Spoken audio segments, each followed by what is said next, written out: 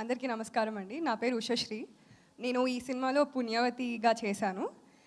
Firstly నాకు ఈ opportunity వచ్చింది హరికథ అనే ఒక ప్రాజెక్ట్ చేశానండి నేను. దాంట్లో ఈరమ్మగా చేశాను. అదొక వెబ్ సిరీస్ హాట్‌స్టార్‌లో ఉంది.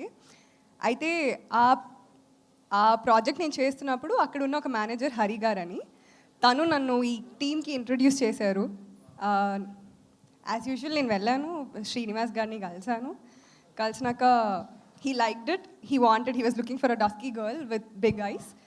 Luckyగా I was there and I think theatre artist కోసం చూస్తున్నారు. So that's how I got through అండి. I think I should thank Hari garu first and Srinivas Manne garu. Thank you so much అండి for this opportunity. I don't know why I'm shivering, కొంచెం వణుకొస్తుంది నాకు. మిమ్మల్ని చూస్తే మాకు కదా రావాల్సింది. ఇంకో హైలైట్ ఏంటంటే మీరు అందరు చూసి భయపడుతున్నాను అంటున్నారు. నా పరిస్థితి ఎవరికి చెప్పుకోవాలి? నన్ను చూసి నేనే భయపడుతున్నా. దట్ ఈస్ అంటే యాక్చువల్లీ ఆ రోజు ఆ షాట్ ఆ చిన్నపిల్లని పట్టుకుని ఇలా చూస్తాను కదా. సో ఆ షాట్ నాకు తెలిసి అది సెకండ్ టేక్ అయిన తర్వాత నేను వెళ్ళి చూసా. యాక్చువల్లీ టు బి ఆనెస్ట్ నాకు అది ఇన్స్ట్రక్షన్స్ శ్రీనివాస్ మన్నే గారే ఇచ్చారు. He expected me to look like that, అలా క్రీపీగా ఓవర్ లవ్తో. So I think those inputs ఏమంటారు have built this character Punyavati a lot.